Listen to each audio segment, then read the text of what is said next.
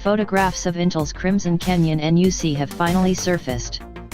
WinFuture managed to get their hands on one that's powered by an Intel Core i3-8121U dual-core processor based on the Cannon Lake architecture.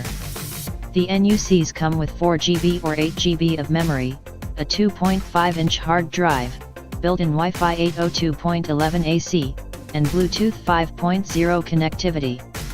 The Crimson Canyon NUC also features a discrete AMD Radeon graphics card. The Radeon 500 series reference in one of the screenshots along with the 2GB of GDDR5 on the packaging takes us to the conclusion that Intel is most likely integrating a Polaris-based graphics card into the Crimson Canyon NUC. It's highly unlikely that we will find the CPU and GPU on the same chip like the one in the Hades Canyon NUC.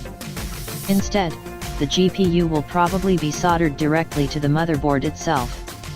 The Intel Core i3-8121U models, NUC8I3CYSM2 and NUC8I3CYSM3, start around €450, which roughly translates to $550. There was no mention when they will be available though.